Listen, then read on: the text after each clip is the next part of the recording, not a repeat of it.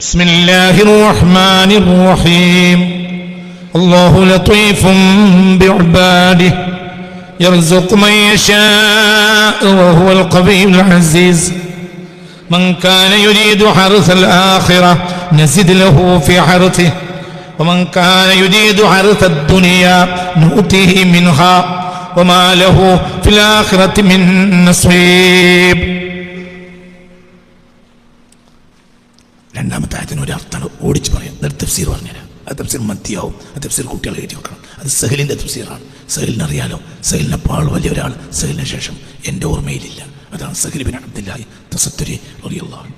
അവരുടെ തഫ്സീറായത് സഹൽ തങ്ങളുടെ തഫ്സീറാണ്. അദ്ദേഹത്തിന് ഖുർആനിലെ ചില രഹസ്യമായ തഫ്സീറുകൾ അദ്ദേഹം ഇത്ര തന്നെയുള്ളൂ. ഇതാണ് സഹലിൻ്റെ തഫ്സീർ. 30 വാള്യത്തിൽ ചില ആയത്തുകൾക്ക് മാത്രം സഹലിൻ്റെ തഫ്സീറുണ്ട്. ഇതാണ് സഹൽ തങ്ങളുടെ തഫ്സീർ. എന്താ പറയുന്ന വ്യാഖ്യാനം ഞാൻ പറഞ്ഞുതരുന്നുണ്ട്. ആ ആയത്തിൻ്റെ മാത്രം ഇത് മൻകാന യുരീദു ഹറസൽ ആഖിറ, ആഖിറത്തിൻ്റെ കൃഷിയാണ് ഒരാൾ ഉദ്ദേശിച്ചതെങ്കിൽ നസിദ് ലഹു ഫി ഹറസി, അവൻ്റെ കൃഷിയിൽ നാം വർദ്ധിപ്പിച്ചു കൊടുക്കും. അപ്പം ഇനി ഇവിടെ അറിയേണ്ടത് എന്താണ് ആഖിറത്തിൻ്റെ കൃഷിയെന്ന്. അതെങ്ങനെ നമുക്ക് ഇടാൻ കഴിയുക? മറക്കരുത് കേട്ടോ, ഞാൻ അർത്ഥം പറയാൻ പോവാണേ, ഇത് മറക്കരുത്. ഇതാണ് സത്യത്തിൽ ഈ ക്ലാസിൻ്റെ പ്രൊഡക്റ്റ്. ഈ 277 ക്ലാസ്സിലും ഇതുണ്ടാക്കാനാണ് ശ്രമിച്ചത്. അതില്ലെങ്കിൽ നഷ്ടമാണ്. ഒരാൾ ആഖിറത്തിൻ്റെ കൃഷിയാണ് ചെയ്യുന്നതെങ്കിൽ നസിദ് ലഹു ഫി ഹർസി, അവൻ്റെ കൃഷിയിൽ നാം അവന് വർദ്ധിപ്പിച്ചു കൊടുക്കും, അവൻ്റെ കൃഷിയിൽ വർധന കൊടുക്കും. മൻകാന യുരീദു ഹർസ ദുനിയ, ദുനിയാവിൻ്റെ കൃഷിയാണ് ഒരാൾ ലക്ഷ്യമെങ്കിൽ നൂതിഹി മിൻഹ, അതിൽ നിന്ന് അല്പം കൊടുക്കും ദുനിയാവിൽ. വമാ ലഹു ഫിൽ ആഖിറത്തി മിൻ നസീബ്, ആഖിറത്തിൽ ഒരു അംശവും അവനോട്ട് ഉണ്ടാവുകയും ഇല്ല. അപ്പം നീ അർത്ഥം പറയാനുണ്ട്. സഹൽ തങ്ങളുടെ തഫ്സീറാണ് വായിക്കുന്നത്. മോനെ സഹലിൻ്റെ തഫ്സീർ റളിയല്ലാഹു അൻഹു. സഹലിനെ അറിയാലോ, പലവട്ടം ഞാൻ ഈ ക്ലാസ്സിൽ പറഞ്ഞിട്ടുണ്ട്. ലോകം കണ്ട സൂഫികളിലെ എല്ലാവരും ആദരിക്കുന്ന മഹാനാണ് ആര്?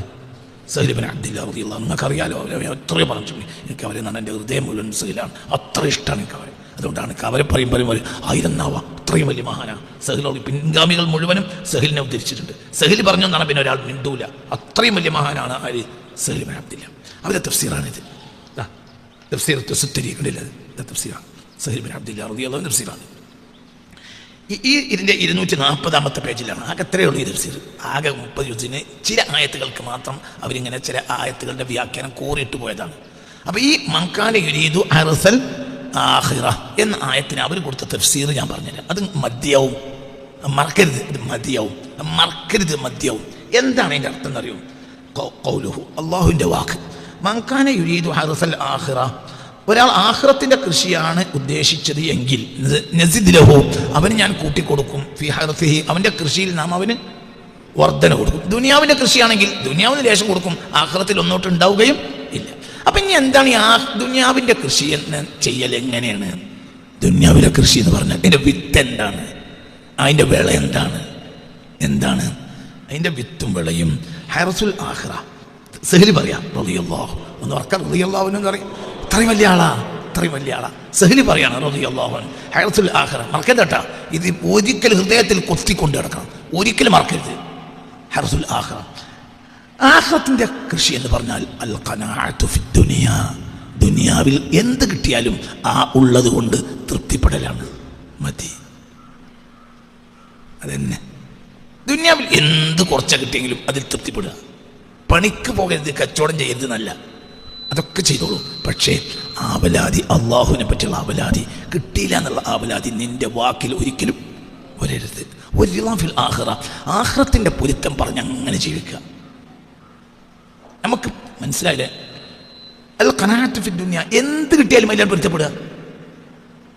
നമ്മൾ 2 ആൾ ഗൾഫിൽ പോയി, എനിക്ക് തിരിച്ചു മടങ്ങി, എന്നെ കഫീൽ സ്വീകരിച്ചതിനല്ല, നിങ്ങൾക്ക് വലിയ ജോലി കിട്ടി, നിങ്ങൾ നാടാകെ പിന്നെ മുതൽ വാങ്ങി വലിയ വീടുണ്ടാക്കി, എനിക്ക് പിന്നെ ഒരു ഓട്ടോറിക്ഷ പിടിച്ച് അങ്ങനെ നടന്നു, ഇനി ബേജാറില്ല.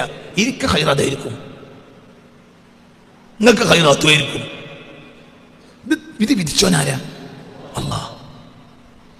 അതാണ് തൃപ്തിപ്പെടുക. 2 ആളെ ഓതാൻ ബാപ്പ ഓതാൻ മണ്ടയാക്കി, ഏട്ടൻ അവിടുന്ന് നാടോട്ട് ബോംബെ പോയി 5 മൂലയിൽ പോയി. ഇൽമ പഠിക്കാൻ കഴിഞ്ഞില്ല, ദുഃഖം.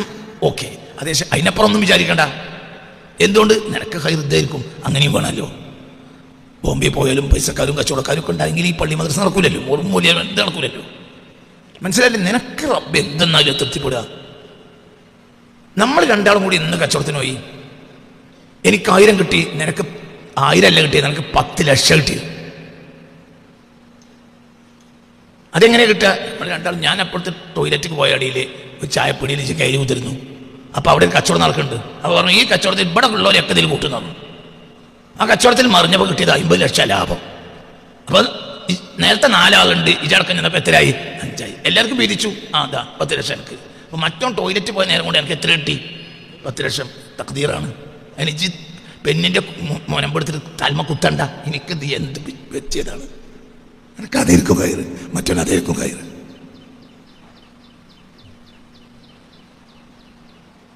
എനിക്ക് 1000 രൂപ കിട്ടിയത്, മറ്റൊരു 10 ലക്ഷം കിട്ടിയത്. അതൊന്നും വിചാരിക്കും വേണ്ട. അവൻ്റെ പെണ്ണുങ്ങൾക്കാർക്ക് വലിയ രോഗം ഉണ്ടായി. ആ രോഗത്തിന് ചികിത്സിച്ചു. അതിൽ 50 ലക്ഷം ചെലവായി. അപ്പോൾ 40 ലക്ഷം കടായി. എൻ്റെ 1000 500 ഇപ്പോഴും മാറ്റാതെ പെട്ടി വെച്ചിട്ടുണ്ട്. മനസ്സിലായില്ല? ചെന്ന് ചായപ്പൊടി ചെന്ന് ചായ കുടിക്കാൻ നോക്കുമ്പോൾ നീ 500 ഒന്ന് പൊട്ടിച്ച് കട്ടേന്ന് വിചാരിച്ച് ചായപ്പൊടി ചെന്ന് നോക്കുമ്പോൾ ചായ കുടിച്ചപ്പോഴത്തെ എൻ്റെ ചങ്ങായി പൈസ കൊടുത്തു പോയി. അപ്പോഴും എനിക്ക് 500 പൊട്ടിക്കാൻ നിർവാഹമില്ല. ഇതാണ് 500 കൊണ്ട് ഞാൻ കുടുങ്ങി. അത് പോണില്ല. മറ്റൊന്ന് 10 ലക്ഷം കിട്ടിയപ്പോൾ 40 ലക്ഷം കൂടി കടം വന്നു. ഇവിടെ നിനക്ക് 1000 കിട്ടിയപ്പോൾ 500 ഇപ്പോഴും ബാക്കിയാണ്. ऊपर वाले का तकदीर है, ऊपर वाले തക്കദീറാണ്, വർത്താനല്ല. മനസ്സിലാവുന്ന പറഞ്ഞത്? നിനക്ക് 10 ലക്ഷം കിട്ടേണ്ടിയിരുന്നില്ല, അങ്ങനെ പറയണ്ട. നിനക്ക് അല്ലാഹു സുബ്ഹാനഹു വ തആല 40 ലക്ഷം പെണ്ണുങ്ങൾക്ക് വേണ്ടി ഏറെ ചെലവാക്കി കഷ്ടപ്പെട്ട് തല പുണ്ണാക്കിയിട്ട് ഭാര്യയ്ക്ക് വേണ്ടി അധ്വാനിച്ചിട്ട് ഷഹീദിൻ്റെ പദവി കിട്ടണം. അതല്ല ഉദ്ദേശിച്ചിട്ടുണ്ടാവും. മറ്റൊന്ന് 500 ഉള്ളൂ, ഷഹീദിൻ്റെ പദവിയില്ല. എനിക്ക് 40 ലക്ഷം കടാണെങ്കിൽ ഷഹീദിൻ്റെ പദവിയും കൂടെ ഉണ്ട്. എന്നൊക്കെ പറഞ്ഞാൽ മനസ്സിലായോ? ഇതൊക്കെ ഊപ്പർവാലിൻ്റെ പണികളാണ്. അപ്പോൾ ഹറസുൽ ആഖിറ എന്ന് പറഞ്ഞാൽ അത് നമ്മൾ അതിൻ്റെ കുരു, അതിൻ്റെ വിത്ത് എന്താ? അള്ളാഹു തന്നതിൽ തൃപ്തിപ്പെടുക, അതങ്ങോട്ട് പൊങ്ങണം. അതെന്നെ വേള, അതെന്നെ ദീന്. ദീൻ എന്ന് പറഞ്ഞാൽ കുറേ നിസ്കരിക്കലല്ല. തഹജ്ജുദ് നിസ്കരിച്ച സ്വഹാബികളുമുണ്ട്, എല്ലാ രാത്രിയും തഹജ്ജുദ് നിസ്കരിച്ച സ്വഹാബികളുമുണ്ട്, നിസ്കരിക്കാത്ത എമ്പാടുണ്ട്. എന്തേ നിസ്കരിക്കാഞ്ഞോ? നേരം കിട്ടിയില്ല, നേരത്തെ പണിക്കോണം. നമ്മളിനെ ഈ തഹജ്ജുദ് നിസ്കാരം ഇങ്ങനെ തുടങ്ങിയത് എന്തുകൊണ്ടാണ്? നമുക്ക് പണിയില്ല. ഒരു പണിയില്ല. എന്താ പണി? ഒരു പണിയില്ല. രാവിലെ 6 മണി 6:30 മണിക്ക് പണിക്കാണ്ട് ഇറങ്ങിയാൽ വൈകുന്നേരം അട്ട കടിക്കണ പാടത്ത് വൈകുന്നേരം വരെ പണിയെടുത്താൽ 2 അടങ്ങായി നെല്ല് കൊടുക്കും, അതിൽ 1/2 അടങ്ങായി പതിരായിരിക്കും. പിറ്റേന്ന് രാവിലെ 6:30ക്ക് പണിക്കിറങ്ങിയിട്ടില്ലെങ്കിൽ പണീന് പിരിച്ചു വിടും. ഒക്കെ പറഞ്ഞത് മനസ്സിലായോ? അങ്ങനെ കഷ്ടപ്പെട്ടവർക്ക് എന്ത് തഹജ്ജുദാ? അവർക്ക് തഹജ്ജുദില്ല. എന്തുകൊണ്ട്? അവർ കുടുംബം തഹജ്ജുദ് നിസ്കരിക്കും, സൗകര്യം കിട്ടിയ സുന്നത്ത് നിസ്കരിക്കും. അവർക്ക് ഒന്നുമില്ല, ഒരു അധ്വാനിക്കണം മക്കളെ പോറ്റാൻ. എന്തിന്? ഹലാലായ ഭക്ഷണം കുട്ടികൾ കഴിക്കണം. അതൊരു ജിഹാദാണല്ലോ. നമ്മൾ ഈ തഹജ്ജുദിന്റെ മേലല്ലേ ആ ജിഹാദ്? അതൊക്കെ പറഞ്ഞത് മനസ്സിലായോ? അപ്പൊ ഇതൊന്നുമല്ല ദീൻ. ദീൻ എന്നാൽ ഉള്ളതുകൊണ്ട് തൃപ്തിപ്പെടലാണ്. ഞാൻ ഇങ്ങനെ ആയിപ്പോയി, എന്താ കാട്ടുന്നത്? എൻ്റെ നാട്ടിൽ എന്നെ പോലെ കുഴങ്ങിയ ഒരാളില്ല എന്ന് പറയേണ്ടതില്ല. അതൊരു ഹൈറാണ്. മനസ്സിലാവുകൊണ്ട് പറഞ്ഞത് എന്താണ് റബ്ബ് വെച്ചെന്ന് നിങ്ങൾക്ക് അറിയില്ല.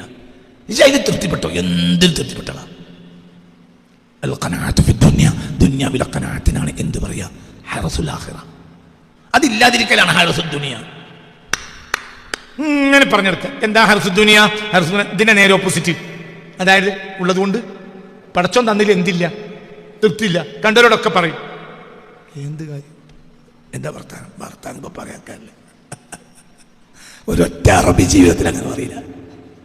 ഏതെങ്കിലും ഒരു അറബി പറയോ നിങ്ങൾ ഈ ദുനിയാവിൽ എത്ര അറബികളെ കണ്ടിട്ടുണ്ട്? ഒരു അറബി പറയോ കൈപ്പല്ലാന്ന് വെച്ചാൽ പറയില്ല. എന്താ പറയാ? വെള്ളം കുടിച്ചിട്ടുണ്ടെങ്കിൽ വെള്ളം തൊള്ളി കൂടി ഒരു മുറുക്ക് വെള്ളം കുടിച്ചിട്ട് 12 ദിവസമായിട്ടുണ്ടെങ്കിലും അറബിയോ എന്താ പറയാ? അൽഹംദുലില്ലാ, അല്ലാഹു കരീം. അതുകൊണ്ടാണ് ഞാൻ പറഞ്ഞത്, ലോകത്ത് എന്ത് നടന്നാലും അറബികൾ ഇന്ത്യക്ക് തണ്ടാൻ വരില്ല. മലയാളി എത്ര കോടിൻ്റെ മുതലാളിയായാലും അവിടെ പോയി തെണ്ടുകയും ചെയ്യും. മലയാളിക്ക് തെണ്ടലാണ് ഭാഗ്യം, അവർക്ക് തെണ്ടാതിരിക്കലാണ് ഭാഗ്യം. എന്തുകൊണ്ട്? അവരെ കയ്യിൽ വാക്കുണ്ട്. എന്ത്? അൽഹംദുലില്ലാ. എത്ര കച്ചവടം അല്ലെങ്കിൽ എന്ത് പറയും?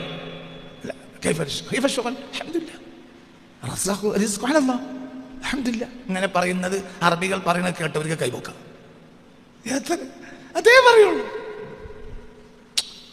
1 ഉറുപ്പ്യന്റെ കച്ചവടം രാവിലെ സുബഹി നിസ്കരിച്ച ഉടനെ അറബികൾ തുറക്കും. നിങ്ങൾ അങ്ങനെ ഇരിക്കും. വൈകുന്നേരം വരെ ഇരുന്നിട്ട് 1 ഉറുപ്പ്യേന്റെ കച്ചവടം നടന്നിട്ടില്ല, ഇന്നലെയില്ല, മിഞ്ഞാന്നില്ല, ഒന്നുമില്ല. വൈകുന്നേരം കൂട്ടിപ്പോവും. അങ്ങനെയുള്ള കച്ചവടത്തിനെ വെച്ച് കയറി ചെന്ന് കൈഫ ശുഗൽ ബാബ എന്ന് വെച്ചാൽ എന്താ പറയാ? അൽഹംദുലില്ലാഹ്, അല്ലാഹു കരീം, റിസ്ഖുല്ലാഹ്. രാവിലെ പീടിക തുറന്നാൽ ഉടനെ തന്നെ 10,000 രൂപയുടെ കച്ചവടം നടക്കും. ലക്ഷക്കണക്കിന് നോട്ടൊക്കെ എണ്ണാൻ വേണ്ടി മിഷീൻ വെച്ചിരിക്കാം. അങ്ങനത്തെ ഒരു മലയാളിന്റെ കച്ചവടത്തിൽ ചെന്നിട്ട് അവൻ അവിടെ മേശന്റെ അപ്പുറത്തിരിക്കണം മലയാളിനോട് കൈഫല്ലാൽ എന്താ വർത്താനം, കച്ചവടമൊക്കെ എങ്ങനെ വെച്ചാൽ കച്ചവടം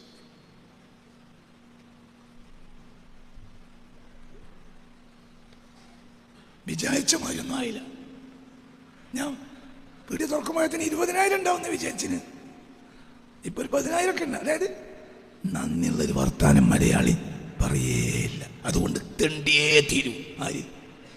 മലയാളി തെണ്ടന്നെയും. കാരണം മലയാളിക്ക് നന്ദി നിറവാക്കില്ല. നന്ദില്ലെന്നെ ശുക്രില്ലാത്തവൻ എന്ത് ദീന? എന്താ ദീനിന്റെ പേര്? ദീനിന് ഒരു പേരുണ്ട്. എന്താ ദീനിന്റെ പേര്? ഇസ്ലാമിന് 2ാമത്തെ ഒരു പേരുണ്ട്. കുഞ്ഞിപ്പ, കുഞ്ഞാപ്പു എന്നൊക്കെ പറയും പോലെ ഇസ്ലാമിന്റെ ഒരു ഓമന പേര് പറഞ്ഞാൽ പറയില്ലെങ്കിൽ ഞാൻ പറയും. അങ്ങനെ ഒരാൾക്ക് പറയാൻ കഴിഞ്ഞാൽ അവന് മാൻ ഓഫ് ദി പ്രോഗ്രാമായി പ്രഖ്യാപിക്കും. അവന് വേണ്ടി ദുആ ചെയ്യും. ഇസ്ലാമിന് 2ാമത്തെ പേരുണ്ട്. കുഞ്ഞിപ്പ, കുഞ്ഞാപ്പ, കുഞ്ഞിപ്പു, ഇങ്ങനെയൊക്കെ പേരുണ്ടല്ലോ. ഇസ്ലാമിന്റെ ഒരു ഓമന പേര് പറഞ്ഞാൽ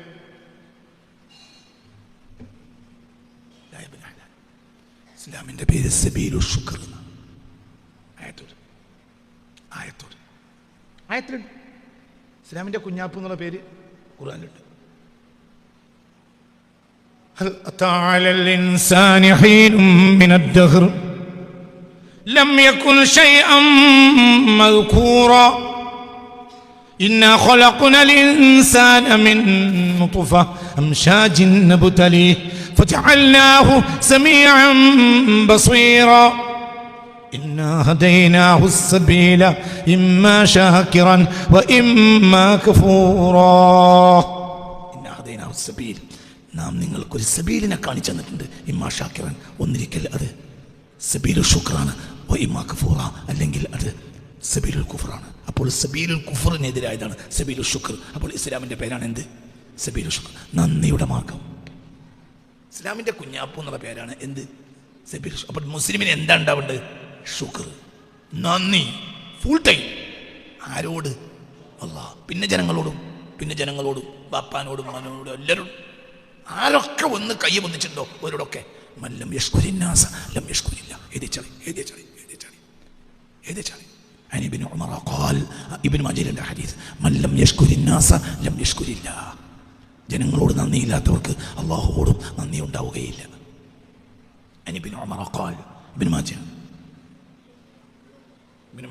മാജയിലുണ്ട് ഈ ഹദീസ്. മൗഖൂഫായ ഹദീസാണ്. മല്ലം യഷ്കുരിന്നാസ ലം യഷ്കുരില്ല. മല്ലം യഷ്കുരിന്നാസ ലം യഷ്കുരില്ല. ഇബ്നു ഉമർ ഖാൽ, ഇബ്നു മാജയിലുണ്ട്. മല്ലം യഷ്കുരിന്നാസ ലം യഷ്കുരില്ല. ജനങ്ങളോട് നന്ദിയില്ലാത്തവർക്ക് അല്ലാഹുവോടും നന്ദി ഉണ്ടാവില്ല. ജനങ്ങളിൽ ഒന്നാമത്തെ ബാപ്പനോട് നന്ദിയില്ലേ? ദീനില്ല. എത്ര താടിനായിട്ടും കാര്യമില്ല. ഉമ്മാനോട് നന്ദിയില്ലേ? ദീനില്ല. ഉസ്താദിനോട് നന്ദിയില്ലേ? ദീനില്ല. മനസ്സിലായില്ലേ? എന്തിനോട് നമ്മളെ മേലെ ഒരു കൈ ഇങ്ങനെ പൊന്തിച്ചതിനോട് നന്ദിയാണ്. താഴെയുള്ള കൈനേക്കാൾ എപ്പോഴും യോഗ്യം മേലെയുള്ള കൈയാണ്. താഴെയുള്ള കൈനേക്കാൾ എപ്പോഴും യോഗ്യം മേലെയുള്ള. അപ്പോൾ മേലെയുള്ള കൈയിനോട് നന്ദി കാണിക്കണം. ആര്? താഴെയുള്ള കൈ. നമ്മൾ ഒരാൾ 1 ഉറുപ്പ്യ നിൽക്കണമെങ്കിൽ നന്ദി കാണിക്കണം. ഒരു നേരത്തെ ഉരുള നിൽക്കണമെങ്കിൽ നന്ദി കാണിക്കണം. ഒരു ദീൻ പറഞ്ഞു നിൽക്കണമെങ്കിൽ നന്ദി കാണിക്കണം. ഒരു വഴി കാണിച്ചാൽ നന്ദി കാണിക്കണം. ഏറ്റവും നന്ദി കാണിക്കേണ്ടത് ഉമ്മാനോട്, പിന്നെ വാപ്പാനോട്, ഉസ്താദിനോട്. അപ്പോൾ 2 ഒരു മൗഖൂഫ ഹദീസും പറഞ്ഞു, മർഫൂ ഹദീസും പറഞ്ഞു. മൗഖൂഫ ഹദീസാണ് അൻ ഇബ്നു ഉമർ റളിയല്ലാഹു അൻഹു ഖാൽ മൻ ലം യഷ്കുരിന്നാസ ലം യഷ്കുരില്ലാഹ്. ഇബ്നു മാജയിലുണ്ട് അത്. പിന്നെ ഒരു ഹദീസ് പറഞ്ഞു, അൽ യദുൽ ഉലിയ ഖൈറും മിൻ യദി സുഫ്ല. താഴെയുള്ള കൈനേക്കാൾ ഏറ്റവും യോഗ്യം മേലെയുള്ള കൈയാണെന്ന് ഖാല റസൂലുള്ളാഹി സ്വല്ലല്ലാഹു അലൈഹി വസല്ലം. ഹബീബായ നബി പറഞ്ഞു, ഹസ്ബി റബ്ബി ജല്ലല്ലാഹ് മാ ഫീ ഖൽബി ഗൈറുല്ലാഹ് നബി സ്വല്ലല്ലാഹ് ലാ ഇലാഹ ഇല്ലല്ലാഹ് അല്ലാഹ് അല്ലാഹ് അല്ലാഹു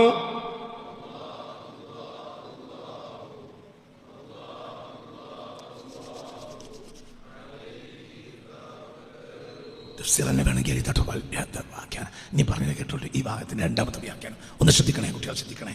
എന്നിട്ട് അവർ വിശദീകരിക്കുകയാണ്. കുട്ടികളെ നോക്കി ശ്രദ്ധിക്കണം കേട്ടോ. സഹീൽ തങ്ങൾ പറയാണ് ഈ ആയത്തിൻ്റെ വ്യാഖ്യാനം.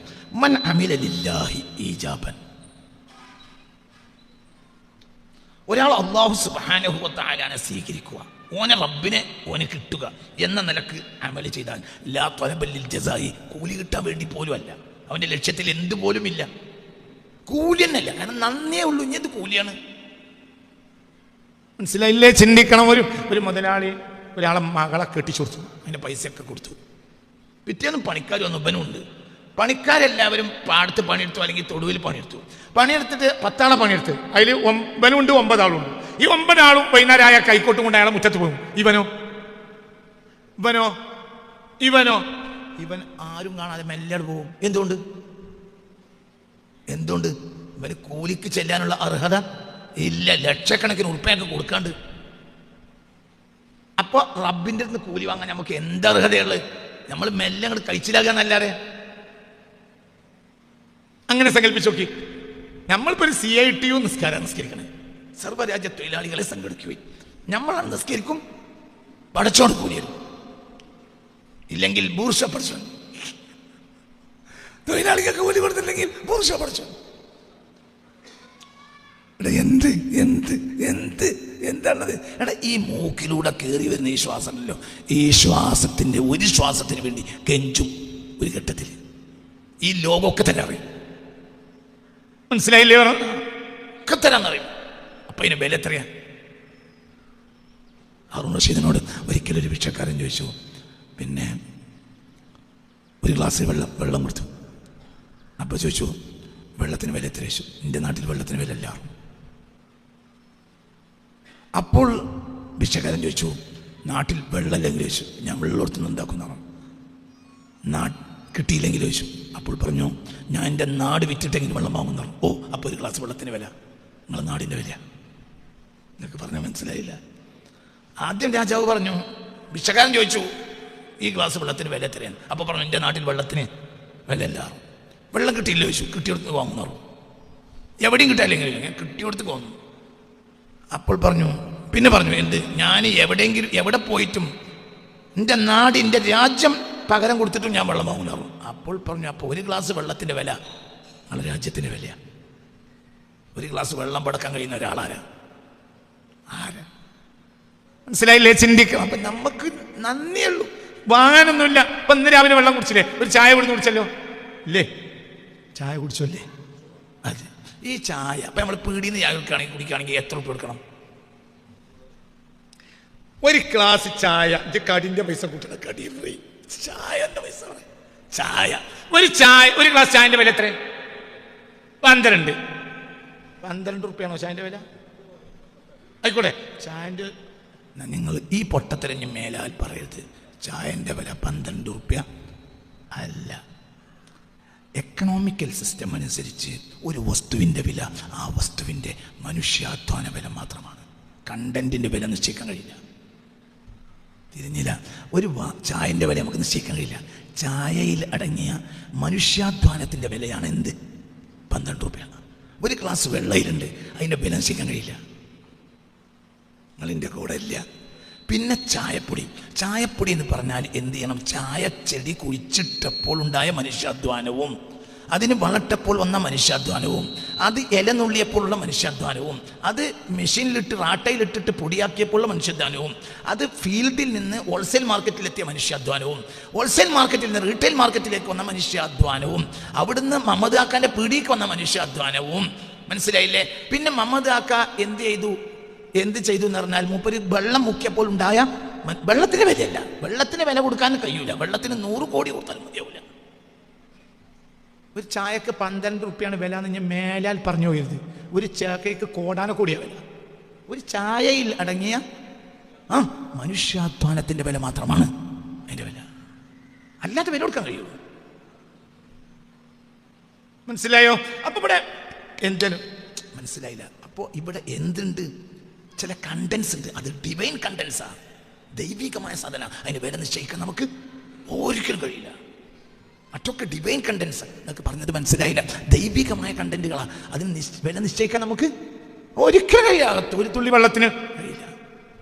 അപ്പൊ ചായന്റെ വില കൊടുത്തിട്ട് തന്നെ അല്ല. ചായന്റെ വില എന്താ?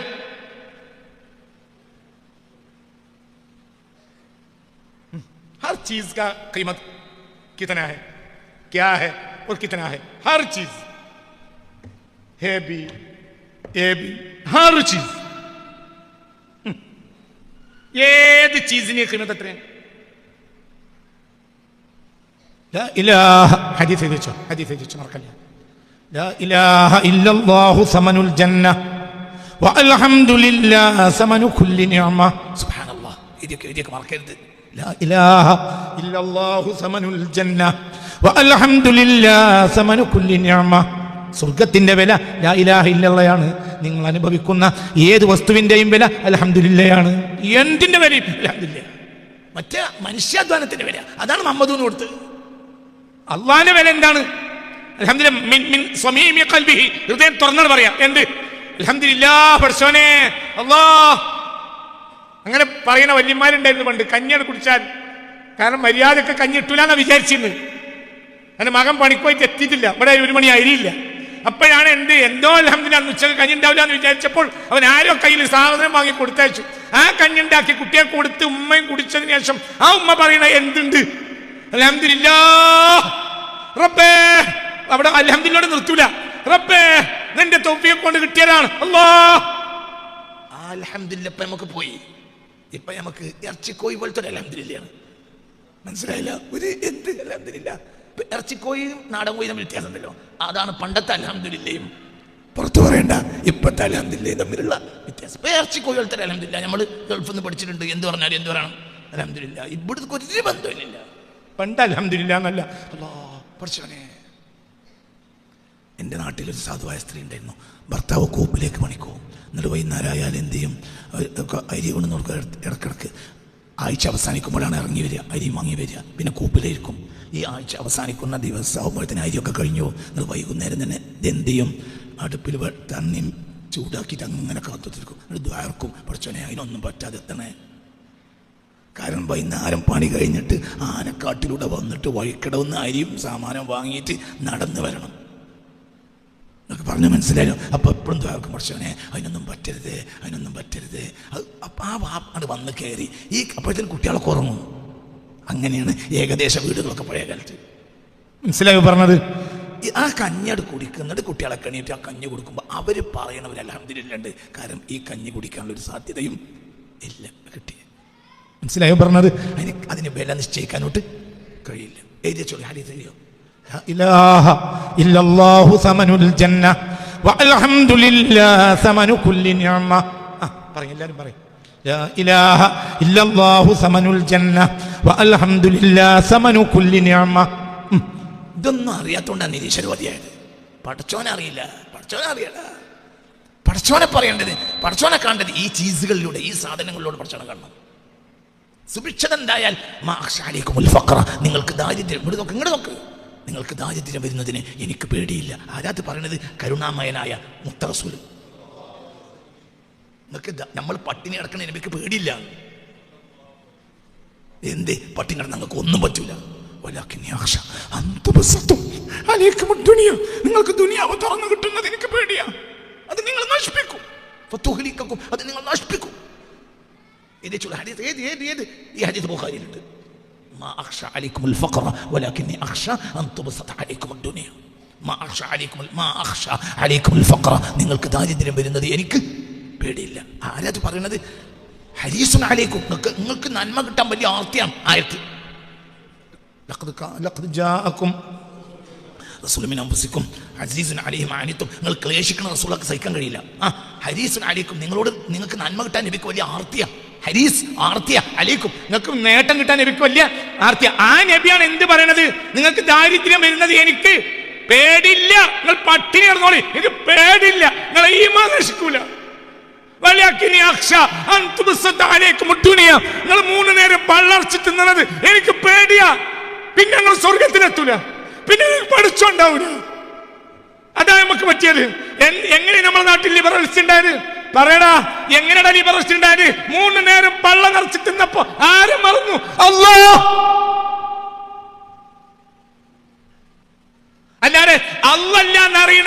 ഏത് നിരീശ്വരവാദിയുടെ ഇടപെടുള്ളത്? ആരടാ?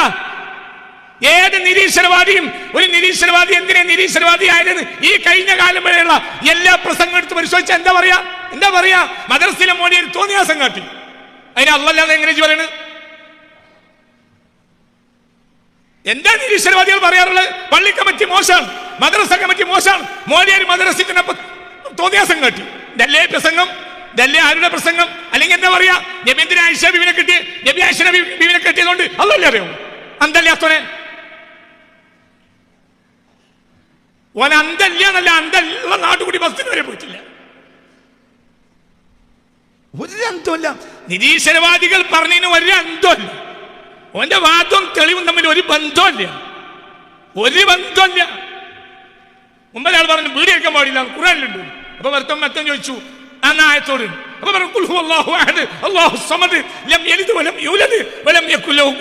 മറ്റൊന്നും അർത്ഥം അറിയില്ല. അപ്പൊ എന്റെ എന്നാ വേണ്ട, അല്ലാതെ അറിയുന്ന നിരീശ്വരവാദി ഇവിടെ ഇല്ല. പിന്നെ എന്താ അവന്റെ പ്രശ്നം? 3 നേരം ചവിട്ടി കുത്തി തിന്നപ്പോ ആരും മറന്നു. മുത്തുനബി പറഞ്ഞത് നിങ്ങൾക്ക് ഗുണം ലഭിക്കാൻ അത്യാർത്ഥിയുള്ളവനാണെന്ന് ഖുർആൻ പറഞ്ഞ ആളാണ് ഹബീബ നബി സ്വല്ലല്ലാഹു അലൈഹി വസല്ലം. ആ ഹബീബ നബി പറയാണ്, നിങ്ങൾക്ക് ദാരിദ്ര്യം വരുന്നതിനെ എനിക്ക് പേടിയില്ല. മാ അഖ്ശാ അലൈക്കുമുൽ ഫഖറ വലാകിന്നി അഖ്ശാ അൻ തുബ്സത അലൈക്കുമുദ് ദുനിയ ഫതുഹ്ലികകും. അത് നിങ്ങൾ നശിപ്പിക്കും. അപ്പൊ മനസ്സിന്റെ ഉള്ളിൽ നിന്ന് എന്ത് കിട്ടൂല? അങ്ങനെ ഒരു ഇറച്ചിക്കോഴി തരാൻ അൽഹംദുലില്ലാഹ് കിട്ടും. ഇവിടുന്ന് കിട്ടൂല. നമ്മളമ്മമാർക്ക് അതായിരുന്നു ഉണ്ടായിരുന്നത്. നമ്മളെ വല്യമാർക്കും ഉമ്മാർക്കും എന്തുണ്ടായിരുന്നു? പക്ഷേ അടുത്ത നേരത്തെ ഞാൻ എവിടുന്ന കിട്ടുക? ആ മനുഷ്യനെത്തോ? അപ്പോൾ സാമാനം കൊണ്ട് വാപ്പാണ് വന്നാൽ അപ്പം ആ സാധനം കൊണ്ടുവരുന്നത് കാണുമ്പോൾ ഒരു അൽഹംദുലില്ലാഹ് പറയും. സാധനം ഇന്നത്തിന്റെ 10% പോലും ഉണ്ടാവില്ല, എന്നിട്ടും അൽഹംദുലില്ലാഹ് പറയും. ഇന്ന് നിങ്ങൾ പെരിയിൽ കൊണ്ടാൽ അവിടെ സാധനങ്ങൾ കാർന്ന് എടുത്തിട്ട് സിറ്റ് ഔട്ടിൽ ഇറക്കി വെച്ചാൽ നിങ്ങൾ കുളിച്ച് വന്നിട്ട് കുപ്പായം മാറ്റി നിസ്കാരം കഴിഞ്ഞാലും അത് അവിടെ നിന്ന് എടുത്തിട്ടുണ്ടാവില്ല. എൻ്റെ അനുഭവം. എൻ്റെ പേർക്കാർക്ക് മോശമെന്നല്ല, നല്ലൊരു അല്ല മോശപ്പെട്ടവരല്ല. ഇന്നത്തെ രീതി എങ്ങനെയാണ്? പിന്നെ നമ്മൾ എന്നെ കൊണ്ടെടുത്തേക്കണം, അല്ലെങ്കിൽ നമ്മൾ ദേഷ്യപ്പെടണം. മണിക്കൂർ ഒന്നായിട്ട് എന്താ സാധനം എടുത്തേക്കാത്ത? എന്തുകൊണ്ട്? ഒരിക്കത് പുത്തിരിയല്ല. എൻ്റെ അമ്മക്ക് അങ്ങനെയല്ല, എൻ്റെ വല്യമ്മക്ക് അങ്ങനെയല്ല, നിങ്ങളമ്മമാർക്ക് അങ്ങനെയല്ല. എന്തുകൊണ്ട്? കിട്ടാനില്ല. അത് കാണുമ്പോ അൽഹംദുലില്ലാഹ്. കുട്ടികളെ ഓടിക്കും ബാപ്പ ഏറ്റിക്കൊണ്ടിരുന്നുണ്ട്. എന്തോ പയ്യടാ അല്ലേ? സത്യല്ലേ? അൽഹംദുലില്ലാഹ്. അൽഹംദുലില്ലാഹ് മിൻ സമീമി ഖൽബിഹി. അത് വിടുന്ന അത് അല്ലാഹുവിന്റെ അർശ് തുറക്കും. അൽഹംദുലില്ലാഹ്. മനസ്സിലായോ? ചിന്തിക്ക്. പ്രശ്നം നമ്മ സമ്പത്ത് അധികരിച്ചതാണ്. അപ്പൊ അള്ളാഹുവിനെ മറന്നുപോയി. മനസ്സിലായില്ലേ? ചിന്തിക്കാം. വിഷയത്തിലേക്ക് തിരിച്ചു പോവാം. അള്ളാഹുവിന് കൂലി കൊടുക്കാൻ നമുക്ക് കഴിയൂല. ഇന്നിപ്പോ 278 ക്ലാസ്. എന്താ എനിക്ക് പറയാനുള്ളത്? അൽഹംദുലില്ലാഹ് 278 വട്ടവും എന്നെ പറ്റി പറയാൻ എനിക്ക് അവസരം തന്നു. എൻ്റെ വലുപ്പത്തിനല്ല, റബ്ബിൻ്റെ വലുപ്പത്തിന. അടുത്ത ആഴ്ച വേറെ അളപടി ഇരുത്താൻ റബ്ബിന് കഴിയും. റബ്ബിന് കഴിയും. അബൂജഹൽ ഉറക്കെ പറയണ അബൂജഹൽ, ഈ ഇക്രിമത്ത് ബിൻ അബീ ജഹൽ എൻ്റെ അങ്ങനെയായത്.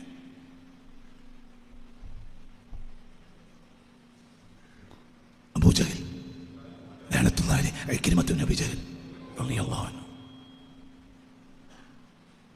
ഇക്രിമ ആരുടെ മകൻ? അബൂജഹലിന്റെ മകൻ. യാ അല്ലാഹ്, യാ അല്ലാഹ്, ഓർത്തല തൊടാൻ പാടില്ല. ആരെ മകന്? അബൂജഹലിന്റെ മകന്. ഒരിക്കലൊരു സദസ്സിലേക്ക് ഇക്രിമ റളിയല്ലാഹു അൻഹു കയറി വന്നപ്പോൾ ആരോ പറഞ്ഞു പോയി, ഫിറഔന്റെ മകനും എത്തിയല്ലോ. അപ്പോഴാണ് സൂറത്തുൽ ഹുജറാത്തിലെ ഗീബത്തിന്റെ ആയത്ത് ഇറങ്ങിയത്. വലാ യഗ്തബ് ബഅ്ദുകും ബഅ്ദ. എത്രാമത്തെ ആയത്താ നോക്കാം? വലാ യഗ്തബ് ബഅ്ദുകും ബഅ്ദ എന്നുള്ള ആയത്തില്ലേ മോനെ? ഹുജറാത്ത് ഇന്നെടുത്ത് നോക്കി, പെട്ടെന്ന് എടുക്കുക. ആയത്ത് പറഞ്ഞതാ. മനസ്സിലായില്ല? ഈ ഉമ്മത്തിന്റെ ഫിറഔൻ ആരാ? അബൂജഹലിന്റെ നേരെ മകനാണ്. മനസ്സിലായില്ലേ? അബൂജഹലിന്റെ മകനാണ് ആര്? ഇക്രിമ. ഇക്രിമ സദസ്സിലേക്ക് കയറി വന്നപ്പോൾ ആരോ പറഞ്ഞു പോയി. എന്ത് പറഞ്ഞു? ഫിറഔന്റെ മകൻ വന്നല്ലോ. 13 13ാമത്തെ ആയത്ത് മനുഷ്യാവകാശ ആയത്താണ് അല്ലേ? യാ അയ്യുഹന്നാസു ഇന്നാ ഖലഖനാകും മിൻ ദക്കരിൻ വ ഉൻസാ വജഅൽനാകും. അതിന്റെ തൊട്ടും പണിയായത് ഇക്രിമയെ പറ്റി മോശം പറഞ്ഞപ്പോൾ അതിന് മറുപടിയും പറഞ്ഞു, മനുഷ്യാവകാശത്തിൻ്റെ ആയത്ത് ഇറക്കി. മനസ്സിലായില്ല? ഇസ്ലാമിലെ മനുഷ്യാവകാശത്തിൻ്റെ ആയത്താണ് എന്ത്? ഖുർആനിലെ യാ അയ്യുഹന്നാസ് ഇന്നാ ഖലഖനാകും മിൻ ദക്കരിൻ വഉൻസ വജഅൽനാകും ശുഉബൻ വഖബായില വർണ്ണവർഗ വ്യത്യാസങ്ങൾ കൊണ്ട് മനുഷ്യരെ വേറിട്ട് കാണാൻ പാടില്ല. അതിന് തൊട്ട് മുമ്പുള്ള ആയത്ത് ആരെ പറ്റിയാ? വലാ യഗ്തബ ബഅദുകും ബഅദ, നിങ്ങൾ തമ്മിൽ തമ്മിൽ ഗീബത്ത് പറയരുത്. അയ്യുഹിബ്ബു അഹദുകും അൻ യഅകുല ലഹ്മ അഖീഹി, ഒരാളുടെ പച്ചിറച്ചി തിന്നണമെന്നാണോ നിങ്ങൾ വിചാരിക്കുന്നത്? പച്ചിറച്ചി തിന്നുക, ഒരാൾ പച്ച ഇറച്ചി തിന്നാലാണോ നിങ്ങളുടെ ലക്ഷ്യം? പച്ചിറച്ചി തിന്നാന്ന് പറഞ്ഞു. ആരെ പറ്റി പറഞ്ഞപ്പോ? ഇക്രിമ. ആരുടെ മകൻ? അബൂജഹൽ. ആ കഴിഞ്ഞ റബ്ബിനെ നാളെ വരെ ട്രംപിനെ എത്തിക്കൂടെ? ഈ നാട്ടിലെ ഏറ്റവും വലിയ ഇസ്ലാമിന്റെ ശത്രുവിനെ ഇവിടെ എത്തിക്കൂടെ? പറയുടെ കുട്ടി എത്തിക്കൂടെ? അള്ളാഹുവിന്റെ പേരാണ് മുഖല്ലിബുൽ ഖുലൂബ്. യാ മുഖല്ലിബൽ ഖുലൂബ്, യാ മുഖല്ലിബൽ ഖുലൂബ് സബ്ബിത് ഖൽബി അലാ ദീനിക്. ഇത് ദുആ ചെയ്തില്ലേ മുസ്തഫ റസൂലുള്ളാഹ്? സുജൂദിൽ പോലും ഹൃദയങ്ങളെ മാറ്റിമറിക്കുന്നവനെ എന്റെ ഹൃദയത്തിനെ നിന്നിൽ ഉറപ്പിച്ചു തരണം. വലിപ്പത്തരത്തിലേക്ക് പോകണ്ട. അപ്പൊ എന്ത് ചെയ്യാ? വിഷയത്തിലേക്ക് തിരിച്ചു വരി. ദുനിയ ആഖിറത്തിന് വേണ്ടിയുള്ള കൃഷി എന്ന് പറഞ്ഞാൽ നിസ്കരിക്കലോ നോമ്പൊൽക്കലോ അല്ല. അതൊക്കെ ചെറിയ ചെറിയ ഇടക്കൃഷിയാ. ഏറ്റവും വലിയ കൃഷി അൽ ഖനാഅത്തു ഫി ദുനിയ, ദുനിയാവിൽ അള്ളാഹു എന്ത് തന്നാലും തൃപ്തിപ്പെടുക. അതിൻ്റെ അർത്ഥം പണിക്കോകരുത് എന്നല്ല. പണിക്ക് പോകണം, കച്ചവടത്തിനൊക്കെ, എന്നാലും അള്ളാഹ് വിധിച്ച് തൃപ്തിപ്പെടണം. നമ്മൾ അധ്വാനിച്ചോണ്ട് പൈസ കിട്ടൂല, നമ്മൾ അധ്വാനിച്ചോണ്ട് കഷ്ടപ്പാട് മാറൂല. അത് ആര് വിധിക്കണം? അല്ലാഹ്. അതേസമയത്ത് നമ്മൾ അധ്വാനിക്കണം. അധ്വാനിച്ചോണ്ട് കിട്ടൂല, അധ്വാനിച്ചോണ്ട് കിട്ടൂല. തഖ്ദീർ വേണം. മനസ്സിലായില്ലേ? ചിന്തിക്ക്. അള്ളാഹു നമുക്ക് ബോധം തരട്ടെ. അപ്പൊ ആയത്തൊന്നും കൂടി ഓതി ലത്തീഫിന്റെ അർത്ഥം അടുത്ത ആഴ്ച വീണ്ടും വിശദീകരിക്കും. അള്ളാഹുവിന്റെ ലുത്ഫ് ഇൻഷാ അല്ലാഹ് അത് ഞങ്ങൾക്ക് കണ്ണിൽ കാണിച്ചു തരും ഇൻഷാ അല്ലാഹ്. അള്ളാഹിന്റെ ലുത്ഫ്, അള്ളാഹിന്റെ ലുത്ഫ് അല്ലാതെ ഒന്നുമില്ല. ഒക്കെ അള്ളാഹിന്റെ ലുത്ഫാണ്. അള്ളാഹിനെ മനസ്സിലാക്കാൻ നമുക്ക് കഴിയില്ല. നമ്മളെ ചെറുപ്പത്തിൽ മനസ്സിലാക്കിയാൽ ആര് മനസ്സിലാവും? അള്ളാഹ് നന്മയില്ലാതെ ചെയ്തിട്ടില്ല, നല്ലതല്ലാതെ ചെയ്തിട്ടില്ല, ഒന്നുമില്ല. അള്ളാഹു എന്തൊരു സന്തോഷമാണ്. അള്ളാഹ് നിങ്ങൾ ചിന്തിക്കണം. അള്ളാഹ്, ഞാൻ കടപ്പുറത്തിരിക്കുകയാണ്. എൻ്റെ മകൾ, ചെറിയ മകൾ ആയിഷ കടപ്പുറത്ത് കടലിലേക്ക് ഇറങ്ങിയെന്നു. കുട്ടി കടൽ വെള്ളത്തിൽ കളിക്കുക. കാപ്പാട് കഴിഞ്ഞ 2 കൊല്ലം മുമ്പ്. അങ്ങനെ ഒരു ഓഗസ്റ്റ് മാസം ഞാൻ കടപ്പുറത്തിരിക്കുക. അങ്ങനെ നോക്കിയിരിക്കുകയാണ്. കുട്ടി കടലിൽ ഇറങ്ങിയെന്നത് കടൽ വെള്ളത്തിൽ കളിക്കുക. പിന്നെ കണ്ണ് തുറന്ന് നോക്കുമ്പോൾ കുട്ടിയെ കാണാനില്ല. അത് തിര അടിച്ചിങ്ങോട്ട് കയറി തിരയിൽ കുട്ടി നഷ്ടപ്പെട്ടു പോയി. ഞാൻ അല്ലാഹ് എന്ന് പറഞ്ഞ ഒരു ചാട്ടം ചാടി. അപ്പോഴത്തിന് എന്ത് ചെയ്തു? എൻ്റെ മൂത്ത മകൻ ഇവിടെ പഠിക്കുന്ന മുഹമ്മദ് സാലിഹ് കുട്ടിയുടെ ഒരു വിരലിനെ പിടിച്ചു. കുട്ടി ഇവനെ പിടിച്ചു. ഇവർ രണ്ടാളും കൂടി കടൽ വെള്ളത്തിലേക്ക് വീണ്ടും മറിഞ്ഞു. അപ്പോഴത്തെ ഞാൻ എത്തി. അവർ എൻ്റെ കാലിന് പിടിച്ചു. അപ്പോൾ ഞാനും മറിഞ്ഞു. കടൽ വെള്ളത്തിൽ കുത്തി മറിഞ്ഞു. അടിച്ച് തിരമാല വരികയാണ്. ഉറപ്പ് പിന്നെ 3 ആളും ബാക്കി ഉണ്ടാവില്ല. കുറച്ച് നേരം കഴിഞ്ഞപ്പോൾ കടൽ വെള്ളം ഞങ്ങളെയും കൊണ്ട് കുറച്ച് മുന്നോട്ട് പോയി. പിന്നെ കടൽ വെള്ളം ഞങ്ങളെ ഇട്ട് സ്പീഡിൽ പുറകോട്ട് പോയി. പിന്നെ 1 മിനിറ്റ് നേരം കടൽ വെള്ളം തിരിച്ചു വന്നതേയില്ല. ഞങ്ങൾ എണീറ്റ് ഓടി. ഇതിൻ്റെ പണിയെടുത്ത ആരാ? അല്ലാഹ്. ഞാനത് ഓർക്കാത്തൊരു മാസമില്ല. ഇതിൻ്റെയൊക്കെ പണിയെടുക്കുന്നത് അള്ളാഹ്. നമുക്ക് അവിടെ കാണാം, അള്ളാഹിനെ കാണാം. ഈ ഇരിക്കുന്ന മുഹമ്മദ് ഹാഷിം, ഞാനും ഞങ്ങളുടെ കുടുംബവും മുത്തുപേട്ടെന്ന് വരികയാണ്. അങ്ങനെ വരിക, ട്രെയിനിന് വരിക. ഇവനും ഞാനൊരു സീറ്റ് കിടക്കുക. ട്രെയിന് സൗകര്യം ഇല്ലാത്തതുകൊണ്ട് 2 ആളും കൂടി ഒരു സീറ്റിലാണ് കിടക്കുന്നത്. രാത്രി 2 മണി. ഞാൻ എണീറ്റ് ഉണർന്ന് നോക്കുമ്പോൾ ഇവനെ കാണാനില്ല. അപ്പോൾ ഏതോ ഒരു സ്റ്റേഷൻ വണ്ടി നിർത്തിയിട്ടുണ്ട്. പെട്ടെന്ന് ഞാൻ എണീറ്റപ്പോൾ ഈ കുട്ടി, അവന് 5, 6, 7 വയസ്സുണ്ട്. ഈ കുട്ടി പ്ലാറ്റ്ഫോമിലേക്ക് ഇറങ്ങാൻ വേണ്ടി നിൽക്കുക. അപ്പോൾ ഞാൻ ഓടിപ്പോയിട്ട് കുട്ടീനെ പിടിച്ചു. 1 സെക്കൻഡ് കൊണ്ട് വണ്ടി എടുത്തു. ഈ കുട്ടി അറിയാത്ത കുട്ടിയല്ലേ. ഈ കുട്ടി പ്ലാറ്റ്ഫോമിലേക്ക് ഇറങ്ങിയിരുന്നെങ്കിൽ ആ സമയത്ത് ഞാൻ നേരെ എണീപ്പിച്ചതാരാ? അള്ളാഹു അല്ലാതാരാ? നമ്മൾ ഓരോ ഘട്ടത്തിലും അള്ളാഹിനെ കാണും. അള്ളാഹിനെ കാണുന്നൊരു സമയമാണ്. അത് ഓർത്തവർ നമുക്ക് ഭ്രാന്തി വരും. അവിടെ നമ്മൾ എണീക്കാൻ ഒരു ചാൻസും ഇല്ല. കുട്ടി ഇറങ്ങാൻ നിൽക്കാം. പിന്നെ ആ കുട്ടി നഷ്ടപ്പെട്ട് മിസ്സായി. എന്തുകൊണ്ട്? ഏത് സ്റ്റേഷനിലാണ് കുട്ടി ഇറങ്ങിയത് പിന്നെ നമുക്ക് മനസ്സിലാക്കാൻ കഴിയില്ല. കുട്ടി ലവാറിസം. ആ കുട്ടിയെ പിന്നെ ആരും തട്ടിക്കൊണ്ടുപോകും. ലവാറിസല്ലേ, എവിടെയും നഷ്ടപ്പെട്ടു പോകാനോ എവിടെയാണ് അറിയൂല. നിങ്ങൾ ചിന്തിക്കും. ഇവിടെയൊക്കെ നമുക്ക് അള്ളാഹിനെ കണ്ടെത്താൻ ശരിക്കും അവസരം അള്ളാഹ് തരുന്നുണ്ട്. പക്ഷേ നമ്മളെ ബുദ്ധി അവിടെ വർക്ക് ചെയ്യില്ല. ഇത് ഓർക്കുമ്പോൾ മുഴുവൻ അൽഹംദുലില്ലാഹി റബ്ബിൽ ആലമീൻ എന്നില്ലാറുണ്ട്. എൻ്റെ റബ്ബ് എനിക്ക് ചെയ്തെന്ന അവസരം. ഈ കുട്ടികളൊക്കെ നഷ്ടപ്പെട്ടിട്ട് നമ്മൾ ജീവിച്ചിട്ട് എന്താ കാര്യം? അള്ളാഹു നമ്മളെ കാത്തിരക്ഷിക്കട്ടെ. നിങ്ങൾക്ക് പറഞ്ഞത് മനസ്സിലായോ? ഇങ്ങനെ ഓരോരുത്തരുടെ ജീവിതത്തിലും അള്ളാഹു ലത്തീഫാണ് എന്നതിനുള്ള അവസരങ്ങൾ മനസ്സിലാക്കാൻ ഉണ്ട്. നമ്മളത് മനസ്സിലാക്കണില്ല. നമ്മളത് കഴിഞ്ഞു പോയി. പിന്നെ നമ്മൾ വലിപ്പത്തരം പറയും. എന്ത്? ഞാനാ നേരത്താണ് ചെന്നോണ്ട് ഒന്നിങ്ങനെ ചാടാൻ നിൽക്ക. ഞാനേ എൻ്റെ ബുദ്ധി എനക്ക് അറിയോ? പെണ്ണുങ്ങളോട് പിറ്റേന്ന് നമുക്ക് കോയമ്പത്തൂരിൽ നിന്ന് ചായയും ചാപ്സും തിന്നും എന്ത് പറയാം? അപ്പോഴും പറയാം എന്ത്? അതിനല്ലേ എൻ്റെ വാപ്പങ്ങളെ കൊണ്ട് തന്നെ എന്നെ കെട്ടിച്ച്. ഞങ്ങൾക്ക് അത്യാവശ്യം എല്ലാ ബുദ്ധി ഉണ്ട്. മൂപ്പർക്ക് തന്നെ അറിയാം എൻ്റെ വാപ്പാക്ക് തെറ്റിയിട്ടില്ല, എൻ്റെ ബാപ്പാക്കും തെറ്റിയിട്ടില്ല, എൻ്റെ ഓക്കും തെറ്റിയില്ല. അപ്പൊ തെറ്റിയതാർക്കാ? പഠിച്ചോനെ. എന്ത് ഒരു സെക്കൻഡ് മതി ആ കുട്ടി നഷ്ടപ്പെടാൻ. അവിടേക്ക് അള്ളാഹു നമുക്ക് കാണിച്ചു തരും. പിന്നെ ജീവിതം വഴി നമ്മൾ മറക്കരുത് അള്ളാഹു ചെയ്ത അനുഗ്രഹമാണ്. അള്ളാഹു നമുക്ക് ബോധം തരട്ടെ. അള്ളാഹു ലത്തീഫും ബിഇബാദി, അള്ളാഹു അടിമയോട് ഏറ്റവും ലത്തീഫാണ്. മനസ്സിലാവില്ല കുട്ടികളെ? ഒരു പേടിയും പിടിക്കണ്ട, ഒരു പേടിയും പിടിക്കണ്ട. അള്ളാഹുവിനെ ഹൃദയത്തിൽ വെച്ചാൽ നഷ്ടപ്പെടുകയില്ല. അള്ളാഹിനെ ഹൃദയത്തിൽ ഉണ്ടായിട്ട് ഇല്ലാതെ നിങ്ങൾ എത്ര വലിയ എലോൺ മസ്ക് ആയിട്ടോട്ട് കാര്യമില്ല. അള്ളാഹു നമ്മളെ രക്ഷപ്പെടുത്തി തരട്ടെ. ബാക്കി അടുത്ത ക്ലാസ്. അൽ ഫാത്തിഹ.